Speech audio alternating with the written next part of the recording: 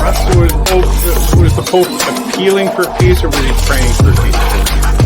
And the same applies to the carry-on drag. Yeah, that's a good question. So what do you have to say about that, guys?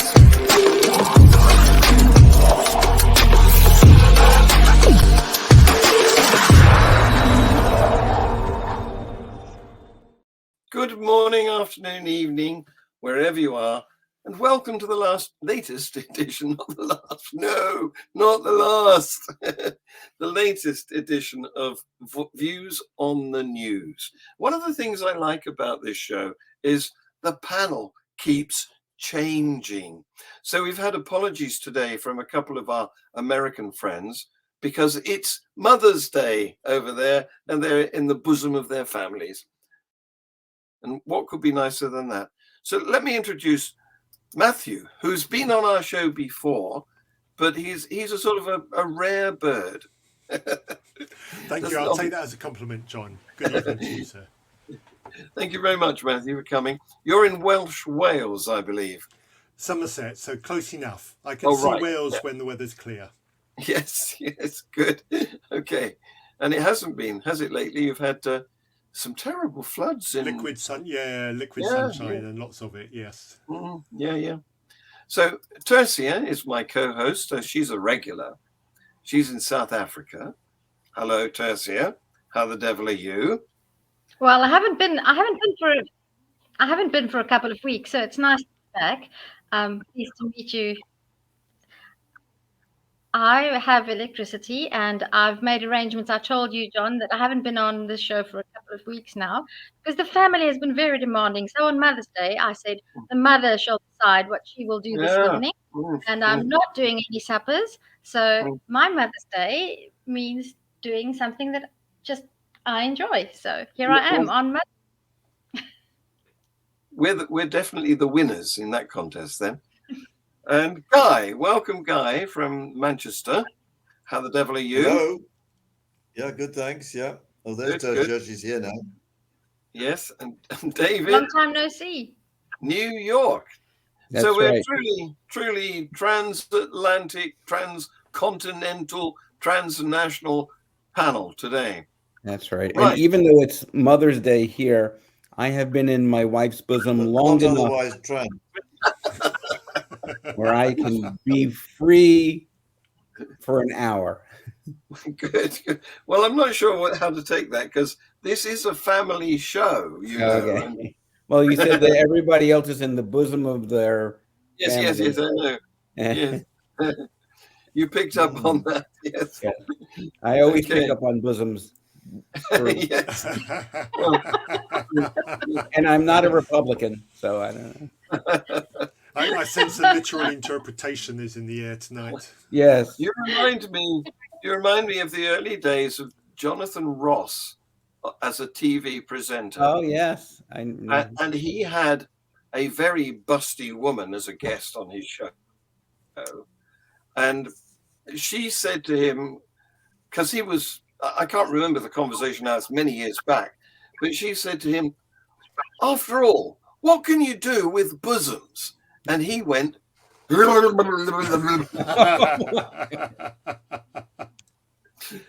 that is indelibly recorded in my memory.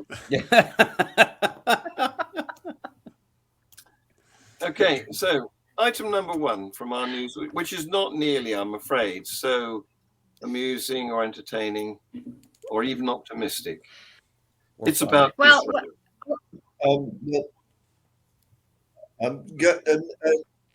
John, I'm having connection problems, so I'll go out and come back. Okay, try your phone. Yep, hotspot or something. Okay, we look forward to seeing you back. Israel. The accusation from the Israelis is that Palestinian militants in Gaza have fired more than 460 rockets at them, and they have retaliated and hit over 130 military targets in Gaza. So we've had some very heavy fighting going on, heaviest in 9 months, in fact. 6 people have been killed, 45 injured, several hurt rushing to shelters. Most of the rockets have been intercepted, but this comes a day after Palestinians were killed in those earlier strikes that we reported about last week, when the three of the Islamic Jihad leaders were killed. So it's still going on. Who's surprised? Hands up. Anybody who's surprised? No, sadly not. No, nothing to be surprised about, is there? No.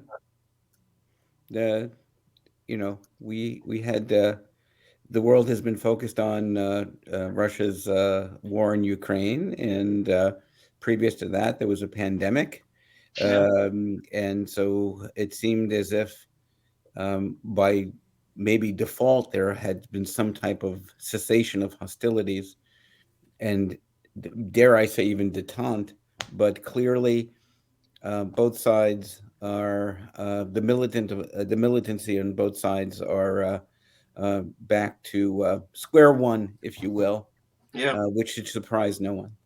They're still at it, hammer and tongs. It just got bumped off the headlines for a few weeks. Yeah.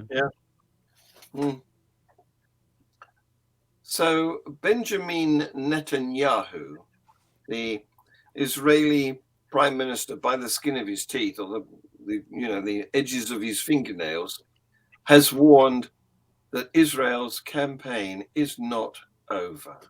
So he's expressed an intention to continue with this tit for tat-for-ness.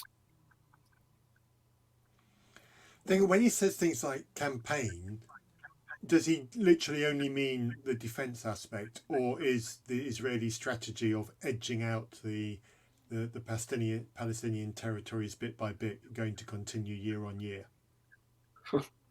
Well, it's been going on for 70 odd years already, hasn't it? Really, I don't think it's going to stop anytime soon. It's all about vengeance, isn't it? People A do it to people B. People B feel the need to do it back to people A, and so it goes on. I mean, the balance of power is very much on the Israeli side. I think the Palestinians feel so desperate that they do relatively minor things, relatively compared to the Israeli power and might.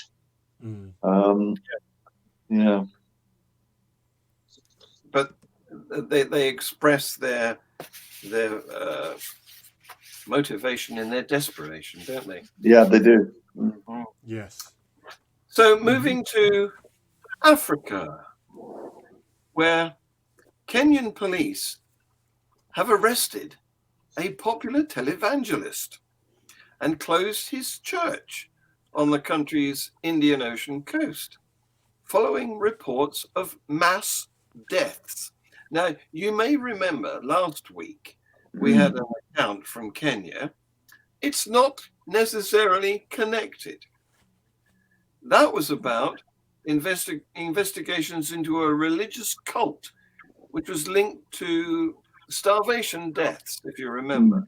And nearly 100 people have been found to have suffered the result of that. But this one is a separate thing involving Pastor Ezekiel Odero, who is famous Guilty. for... Sorry? No, just by the name, I say guilty. Whoa, dear, oh dear. I can't do that. We'll edit that bit out, David. He's having an off day. Yeah. He's famous for drawing huge crowds to his functions, and he was held just after police inspected a funeral home near his church, and the police said that morgue attendants had been collecting bodies from his church premises. It's called, ironically, New Life International Church.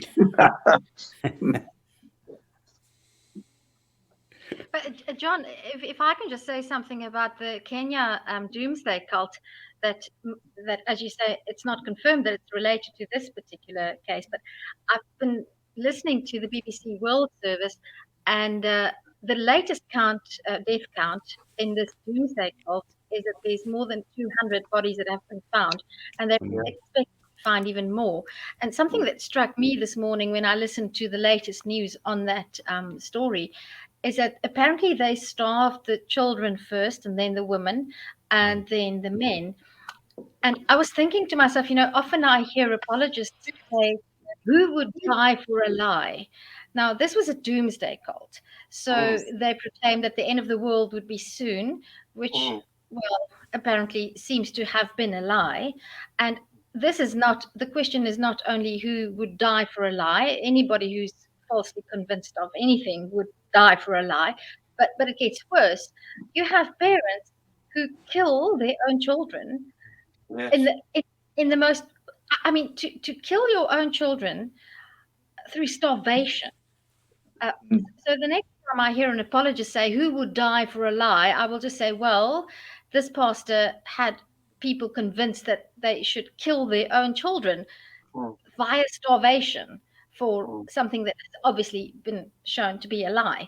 So yeah, that struck me. That struck a chord with me. I don't know how you do that. How do you not give your child food when you have food or access to food and they're crying with hunger? How do you do that? That's because, and I don't have the answer, but I have an answer, which is that all doomsday cults are apocalyptic and believe that their actions will pay off in the next life. You see this time and time again with Jim Jones, and I can rattle off, the Satanic Temple. Yeah, David Koresh. Yes. But Abraham and Isaac. Yes, I mean, I always say that even Christianity is with its own apocalypse. I think Jesus Christ and with Jesus, Jesus was the first doomsday prepper. Yep. Yeah.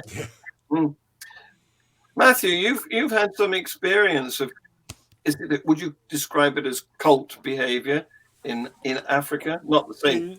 In Zambia, certainly. Well, the school that I went to in Zambia was a school mostly for missionary children. So we were all, the entirety of that boarding school life was a closed society, so to speak, and we were all, produce of the missionary culture, the missionary side. So I hesitate to call it a cult, but definitely there was cultish behaviours. It was quite. We weren't starved, thankfully, but some of the behaviours were a bit brutal, and the way that we were kept in check as young children was quite brutal at times. I've got some quite horrific memories of the way the teachers used to treat us for daring to get an answer wrong during the learning experience. So there were definitely some objectionable activities. In fact, one memory I do have of going to school with some friends. There was a German family that we knew, and we were going. My brothers and I were going back to the school with them in their family, and I didn't appreciate, because I just got used to it. For me, it wasn't as bad as other people felt it. I don't know why I was why I objected to it less as a child than others. But one of the German children in the car muttered something in German. I didn't speak German, so I don't know what was said. But the mother reacted horrifically to what was said, and the atmosphere in the back of this car changed quite considerably from what was said. And years later, I was told that what the boy had said was he was so terrified of going back to school he wanted to jump out of the car. And when I heard that and replayed the memory of that experience in the car, it suddenly all made sense. And that German family took the children out of that school as soon as they possibly could, because they weren't going to tolerate their children behaving like that. But most of the families were aware of the kind of oppressive regime that the school ran, and were quite happy to let their children living it, which looking back now, I couldn't countenance. I would never send my child to boarding school. Yeah. Couldn't happen. Well, today you drew my attention to the fact that former Archbishop John Sentamu, who was originally Ghanaian, I think. He was born in Ghana, raised in Ghana, naturalized British, became Archbishop of York. And he's recently hit the news because there's questions being raised about whether he acted appropriately when he was told of sexual abuse in his underlings, lower down in the hierarchy from his position. And he shamefully, to my mind, said something to the effect, where's the quote? You sent it to me, that God's law is the tops. You can't. Where is the actual quote? Yeah, safeguarding is very important, but it does not trump church law. Yeah. Yes, makes a lot of sense, doesn't it? Yeah. Yeah, well, that is the problem, isn't it? We've got to insist that that law, ordinary secular law, trumps whatever provisions apply in churches.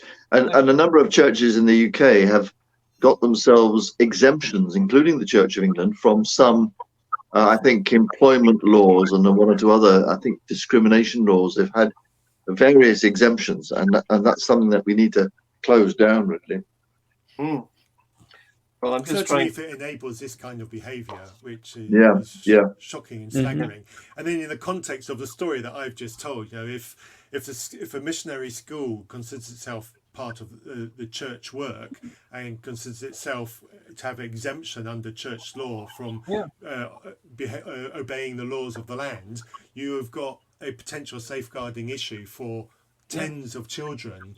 And if it's in a boarding school environment, it could be weeks, months, years before anything comes to light. Yes. So why isn't, I mean, Guy, you're a retired lawyer. Why isn't disrespecting the state democratically agreed laws of the land, why isn't that an offence? It is an offence. I don't. I mean, the laws of the land do apply. Oh, hi, Esther. They do apply to everybody, unless exemptions are made. But of course, what happens in the UK is that there is a sort of culture of tolerance and allowing churches to get away with things because they are still powerful and they still have influence, and that's another problem that needs to be tackled. Yeah. So welcome, Esther. Thank you for joining us. Hello, Esther. Yeah. Esther is in the Midlands of the UK, so she's a very useful addition to our panel with her experience of originally being in a Nigerian church, and she does a lot of videos on her channel campaigning to help to release the grip that evangelism has on Nigeria. Is that a fair assessment, Esther? Your microphone shows muted, Esther. Oh dear. Oh, you're on mute. Can you hear me? Yes. Now we can hear you. Hello. Hear me? Okay. Right. Yes, it's a fair assessment. Yes. Thank you. You do sterling work. Okay. Thank you. So thank you for joining us. And we're now going to look at Pakistan, where in the area of Peshawar, a local was lynched by a mob after he spoke allegedly blasphemous words during a political gathering. He was identified as a local name of Maulana Nigar, and he was addressing this political gathering using words that were described as blasphemous. And the people watching him were enraged, and more of them joined in until the size of the crowd was thousands. And the police responded to the situation immediately. However, the mob went out of control and killed Nigar. Oh no. This is a privilege of religion, and this is the extreme end of that. Yes. Yeah. What do they say? Blasphemy is actually a victimless crime. Yeah. Sorry, it's not funny because lives are at stake. No, because exactly, and as you say, Matthew, this is the quote unquote privilege of religious mobs and religious ideology for the most part. Even if you claim to be a religion of peace, it's your actions that count. Yeah. So the UK doesn't escape from religious horror. There's a canon, Mike Pilavachi, who is the associate pastor of Soul Survivor, which is a church or a spin-off from a church in the Diocese of St. Albans, which is in Hertfordshire. And he has been accused of safeguarding issues, including full body massages, and wrestling matches. So let me tell you a bit more about this. It's quite weird. Victims claim that as young men, they were invited to the vicar's house, and after a normal chat, they would end up wrestling on the floor. They were often half his size as well as half his age. And a number also claim that they were encouraged to receive full body oil massages in their underwear while being straddled by Canon Pilavachi in his bedroom. What? Yeah. It just amazes me. But as Matthew said, not only with mob justice, blasphemy, how religion and these congregations seem to attract these people who are particularly unbalanced and I would dare to say unwell, and how it attracts them, because there are so many cases in every single denomination, from Roman Catholic to let's not talk about Muslim imams and things like that. Who, it just seems that there's this penchant for people to be attracted to these organizations where they have the cover of religion, and then they feel that they have this immunity and they can do whatever they want to whomever they want to. And to some extent, they do have immunity because the victims have such a struggle to get any sort of justice. And I've seen from the smallest South African towns, from the very evangelical to the very conservative sort of main road type churches, it's just a thread that runs through it. And it seems that the more, the greater the growth of non-religious or the nuns, the more churches become havens for these people who are unwell. And they get away with it because in the confines of the society that they've chosen to be in, it's normalized. One young man said, to be honest, I was never comfortable with the wrestles, but I thought it must be okay because it was normalized by other role models who wrestled with Mike Pilavachi. Mike was much bigger and stronger, so he would always win, which he would show by pinning me down and straddling me. The whole thing tended to go on for a long time, and I wouldn't enjoy it. And then the Canon Pilavachi asked him whether he fancied a massage. Yeah, I think when you think about why this was being done, you must understand. To me, well, I think it's only a depraved mind who do something like this, right? Mhm. This is his way of trying to get access to people's body parts, because when you're wrestling, chances are that your hands are all over the place. So this is somebody who has thought in his mind, I want to touch people, right? I want to do crazy things, but I would look for an excuse. I would, tell the kids or the young men, let's wrestle, right? And so to the young man, they think they're wrestling, right? But he knows what he's getting up to. He knows what he's trying to do. Mhm. And in the process of wrestling, I bet his hands will be wandering. Yeah. Well, he sounds. I mean, I'm not a doctor, and unfortunately, we don't have our GP that we normally have on the channel with us tonight. But he sounds to me like a nearly homosexual. He's repressed. He doesn't quite consummate Yeah. his desires.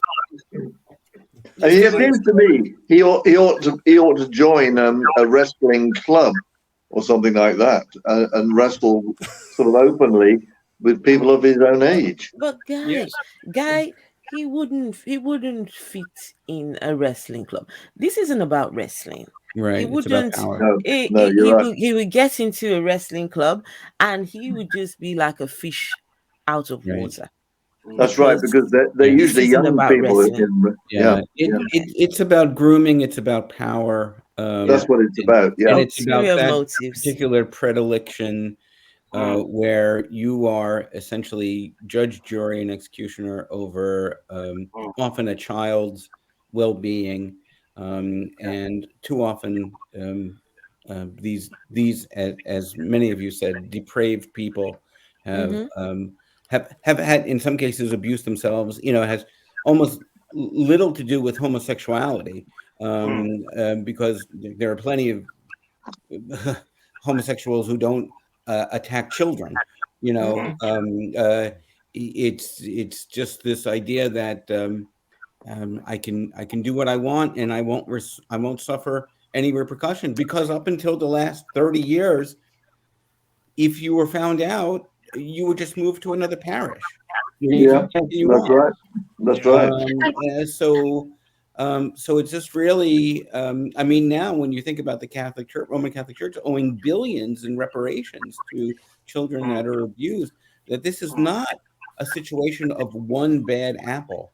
It is the apple patch that is, and that's because it's when you put religious law over secular law and you hide, nothing good comes of it.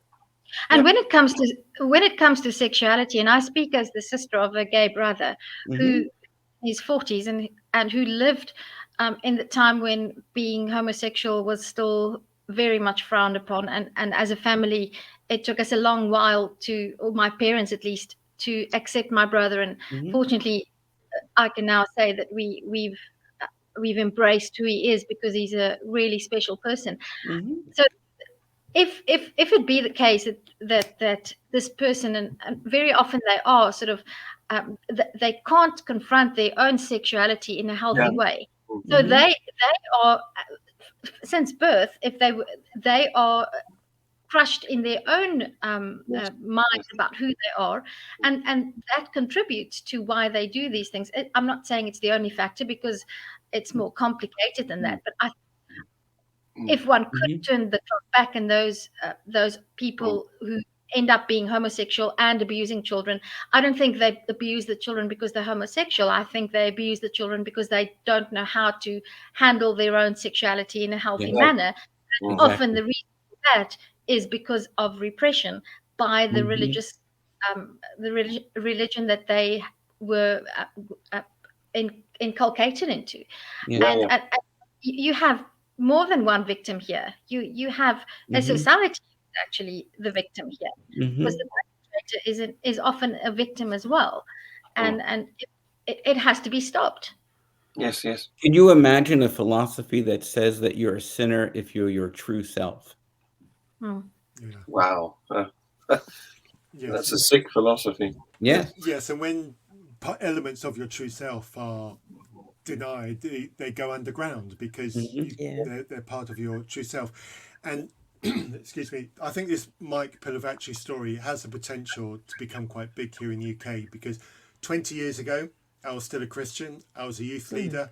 I took a young group of young people to a Soul Survivor event. Did you? And Soul Survivor certainly was a big place. And so when you consider the big music festival, Christians teaching, and literally hundreds of young people there mixing with each other, getting to know each other, making new friends, sometimes making romantic friends, and they're getting contact with youth leaders as well from other locations.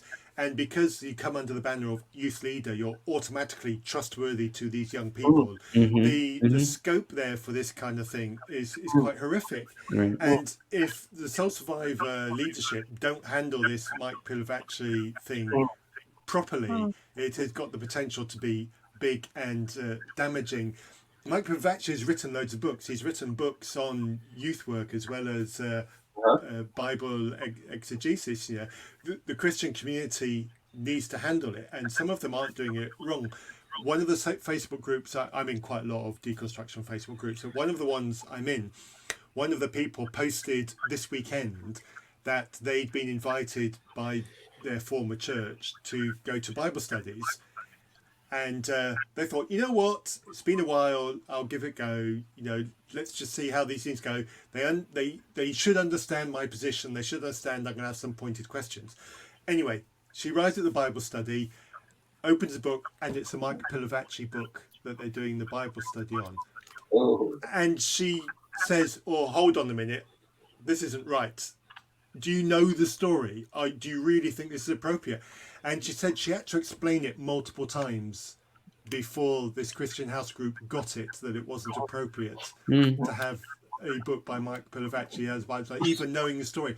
And I think that is also part of the problem. There are elements of Christian culture which is so forgiving, so graceful, that they forget about appropriate recompense for an appropriate punishment for things like that, and they just let these kind of things slide. And this is how this kind of thing is allowed to continue, because Christians don't think carefully enough about these kinds of things.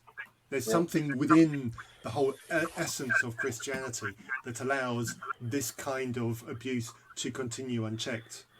Wow. Yeah. Well, thank you for that, Matthew. It's good to have somebody who's had some experience of a Soul Survivor music festival. Yeah. So I've got a couple of items here which I want to make as announcements rather than subjects for discussion, because we're running out of time. And these are just, do we approve or do we disapprove of these things? The first one is about Armin Navabi, who you may know. He's got a big website and a channel, and it's what's it called? Help me out here. Republic, Atheist Republic. Atheist Republic. Yeah, that's the one. So he has pointed up an item of news about two individuals in Iran who were recently executed on charges including insulting the Prophet, apostasy, and desecration of the Quran. Now, Armin's attitude towards this is that sort of violence shouldn't be used to intimidate us into silence. It must backfire. And he's made a little video where he tears a page out of the Quran, spits on it, tears it up into shreds, and throws it away. And he's trying to encourage all of us to do that sort of willful desecration of the Quran, to make sure that, to make it public that we don't approve of this sort of intimidation to excuse executions on these trumped up charges. So if I don't have a Quran and I just take any book and I say this is a Quran, would it still count or wouldn't it? Yeah. Just write Quran How on could it. we check? I've got I've actually done that with the Bible. Mm-hmm. I've done that with the Bible. I mean, I've got at least half a dozen Qurans, maybe more, and I always keep them at the bottom of the bookcase. You know, in Islam, you're supposed to put them above all other books. So I deliberately put them at the bottom. Yeah, I usually put all the Abrahamic books, if I go to a bookstore, into the fiction section. Yeah. Oh, well, obviously. Yeah. I move them very stealthily into them, just a few. I mean, I don't know if it's I lack that aspect of an activist's confrontational spirit. It is not my way of attempting to show the violence and the fallacy of organized religion. You know, and I've been very vocal about it in my public life, so people know where I stand. So I don't think I need to. Plus, I used to be a former librarian, so the whole idea of book burning to me, even if it's the Quran, seems to me to be antithetical to the idea of showing that we can't stop violence with violence. But you know, with the Quran, That's it's me. so easy. You can just touch the Quran with your left hand, or so it's really easy to show that you don't have to burn the book. Because I agree with you, David. But I mean, I can just, as an infidel, touching the Quran with my left hand, and maybe just putting it outside where my pets can sniff at it. That would be enough. I don't have to even go as far as destroying the book. So it's quite easy. And being a woman to boot, right? Oh yes, that's true. Yeah. Actually, you could probably store them in the toilet. That would probably be enough. So yeah, I'm in two minds, because on the one hand, if I was to publicly do something like that, it's not impossible for a suitably offended person to find out where I live. I agree. Yeah, And I that's wouldn't the want trouble. that. I'm not. Side, I'm not in favour of it. We need to take away the fear. Yeah. And I think enough people publicly disrespecting it can effectively take away the fear. So I'm holding those two feelings in tension, because I agree with both of them, and I what don't we know need which then way to is fall. a mass spitting on the Quran, because they can't attack all of us at once. The trouble is, it doesn't take the argument any further. It is a piece of abuse, really, rather than a careful explanation of what the problem is. Right. And Anyway, that was. Frankly, I don't think that we all have to, our groups, atheist humans, are not monolithic. There are some people who will do this. There are some people who choose not to. And, that's the way it's always been, and the way it should be. I don't think everyone has to follow, one view of things. Yes, it's perfectly all right to have our own style. Right. Exactly. And also, the trouble is, okay, I for one, I'm a mother of 2 kids who depend on me, right? I know how I feel about these books, right? And you just don't know with these crazy people. It's that lone person who gets offended by your actions, who goes looking for you and looking for your address and looking for where you are. How dare you do this? And for them, it's a big deal. And when they hold a grudge, they can hold that grudge forever. I mean, look at the case of Salman Rushdie. Absolutely. Salman Rushdie, I think he was how many? 30 years? Yeah. Well, right after. Sorry? He was attacked just the other day, 4 months ago. Yeah. So, Yeah, by a 22-year-old who wasn't even born when the fatwa was added. Yeah. So we have mixed feelings about the action that we should take, but we disapprove of the action that the Iranians took in executing people for blasphemy. Here. So here's a similar sort of thing for us to express an opinion. It's happened in India, where there is a proposal. I'm not sure what level of the government is reached, but the proposal is to scrap Darwinian evolution from secondary schools?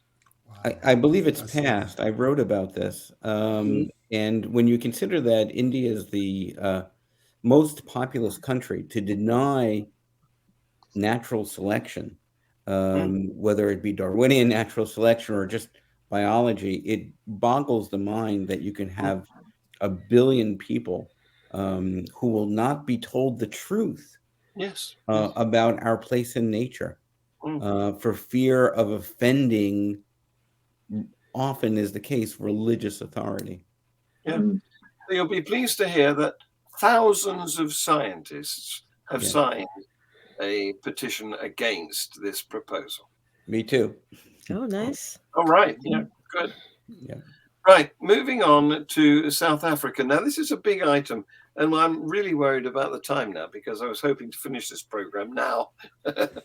But maybe we should devote a whole show to this next item because it's about Edward van den Berg, who is a self-appointed visionary. He's really, I mean, in a sense, it's admirable how innovative and cunning he has been, because what he's done is he's set up his own international institute of theology called the Emmanuel Theology Institute. And he's inspired by the parable of Moses. And through his institute, he offers people tuition, very brief tuition, and awards them with certificates and diplomas and degrees. They become doctors, professors, chancellors. He's called himself an archbishop. He claims to have multi-campus online universities and is leading his followers to the promised land. No. The problem he came up against was his institution isn't government accredited. So what did he do? He set up his own accreditation bodies to certify his courses. Well, so this is my pet project. But my dad and I, we're all educators, my whole family, and we were saying, if we could have just done this, I could have been extremely wealthy. Right. But the one thing that I did think of, and to me, this is such a good opportunity. I actually want to make a little something of this because this is now right on my doorstep. The irony is that it's highly ironic, in my opinion, that the South African Qualifications Authority think that they have the right to govern a theological degree. Because, I mean, if the Bible is the authority, isn't it? So how can they tell a person that he doesn't have the authority to create his own theological degree? Because actually he doesn't have the authority because God told him himself. And you can't have one person do something that you don't like because God told him, but the other person who stands in the pulpit every Sunday and says, God told me that you have to drink urine or whatever, that's perfectly acceptable, Yes. It's a double standard. Yes. So is God the supreme authority or is he not? That's the question. Exactly. Right. I know what I think. Yeah, well, you know what I think too. Okay, so just to finish up, a couple of items here. One you'll like, it's good news. Or I think it's a bit double-edged, so it may be good news. Depends how you interpret it. But this one is not good news because here in the UK, which, although we don't have a written constitution, it's recognized that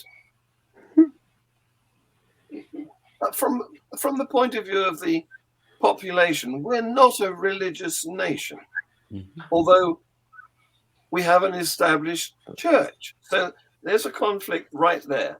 And this means that some of our cabinet ministers, notably Home Secretary Suella Braverman and Communities Minister Michael Gove, and a former minister, Jacob Rees-Mogg MP, are speaking at an event, they're keynote speakers at an event of the National Conservatism Conference, which is also going to be addressed by, it's a Christian conference, and it's being addressed by on the basis of a statement of principles which asserts public life should be rooted in Christianity. Can we put up Well, with the word rooted is carrying a lot of weight. Well, having watched some of the coronation of King Charles, I think the UK has a lot to think about when it comes to the role of religion plays in society. But I will not dig into that topic right now, because I think that's a whole topic on its own. Yeah. So yeah, as an outsider, it's almost as like you say, it's double-edged, because you can't have an established church of which the king is the recognized head, but then you know, it gets really sticky. Well, I can, speaking for myself, I don't like it that our cabinet ministers, elected cabinet ministers, I mean, not as cabinet ministers, but as MPs, and not by me, let me tell you, that those elected officials can speak at a conference alongside Christian nationalists who are expressing anti-LGBT views. What's your view, Guy? Well, I'm in favour of dialogue, but I mean, I think there is a problem that we do have a lot of people who are against, the LGBT community, and I'm not sure how to deal with them, to be honest. We can't just ignore them. We can stop voting for them. We can certainly do that. Yeah. I wish. Yes. Okay, finally, guys, is this good news? Saudi Arabia, it's trying to attract more tourists by reassuring LGBTQ plus people that they're welcome. This is a country where homosexuality is punishable by death. But you can still visit. We're a lovely country. Come and visit us. Well, tourist dollars don't have a sexuality. Yes. And that's what it comes down to. Yep. Well, and tourists should be safe. It's only the local residents that should feel threatened, which is terrible. I mean. Right. Well, it's like, you don't really count because you're not a Saudi citizen. So, come your money is good enough. But your money is good enough, but you don't. Your money is more than good. But if you're a citizen, what's your step? Right. Exactly. Yeah. I mean, they won't be able to sleep together and things like that if they come in couples, I presume. Well, that's what this is. That's why this is news. It's because they're now saying that they'll be able to share a hotel bedroom. That, and the other. Yeah. Wow. Amazing. Previously, It's amazing. If a gay couple was to take a holiday to Saudi Arabia and book a hotel room, would the hotel take steps against that? Would they put them in separate rooms or not even twin rooms? Can I say, my brother teaches in Abu Dhabi, and when he's been there for 5 years, and he's not gay, and up to 2 years ago, he wouldn't go to a hotel with his girlfriend, who at that time he was not married to. When they went away for a weekend, I mean, they're straight. They wouldn't sleep in the same. They would book different rooms in the hotel because, and they cohabitated for a while, and they were very, very nervous in the couple of months before they got married that they would be found out, and they couldn't. Wow. So that's how strict that was in Abu Dhabi. But what sanctions could they? What sanctions could they take? Well, they just throw you out of the country immediately. Wow. Wow. So, why don't these fundamental religious people keep their noses out of our genitalia. Mhm. But Abu Dhabi and obviously Saudi Arabia, they've relaxed many of those rules. When my brother went there 5 years ago, no alcohol was sold in public. Now they go out, they drink wine, they drink beer. All those laws have been relaxed because you see, talk is cheap, but money buys the whiskey. Yeah, Exactly. yeah. Mm-hmm. Exactly. Well, There we go. Exactly. maybe they're moving in the right direction. Well, now But we they just have to haven't make sure moved- that girls get an education. Yeah. They haven't moved enough to attract me as a visitor. Right. No, I'm not motivated to visit that part of the world either. No. No. So, on that note, guys, Yes. thank you very much for the entertainment that you provided. Yes, thank I've you. enjoyed it. I hope you have too. Ladies, happy Mother's you. Day from the United you. States. Thank you very much. Thank Thank you. you. It's not Mother's Day here in the UK, but I'll Right. take it. Right. Thank you That very itself- much. That Sure. itself has religious roots, you know. Oh, It's, does because it? it's Mothering Sunday, and it's connected to Lent. You know, Yeah, this is all exactly. part of the religious Here in- seeping of our society. Yes. Yeah, Mm. here In my Europe, family, it was just all about Jewish guilt. here in Europe, Mothering Sunday has a biblical tradition, Mm. whereas in America, it's just commerce. Yes, it's all about Hallmark and buying cards and chocolates and flowers and So, everything else. so whereas ours is sort of grounded, in America they thought, isn't it about time for another splurge of expenditure? Exactly. Yeah, but I mean, it's become commercialized in the UK as well, isn't it? It does, of course. Yeah, but here it's very secular. There's nothing that goes on there's no religious connotation really here. No overt religious connotation, at least. Guys, Well, I'm I shall go and make my sons feel very guilty that they didn't buy me any chocolate.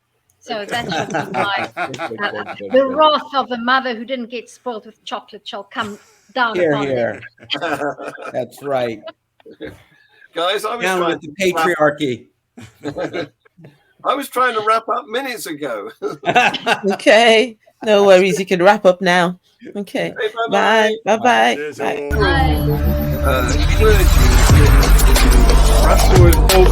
Was the Pope appealing for peace, or was he praying for peace?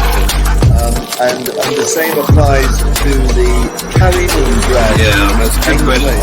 So what do you have to say about that, guys?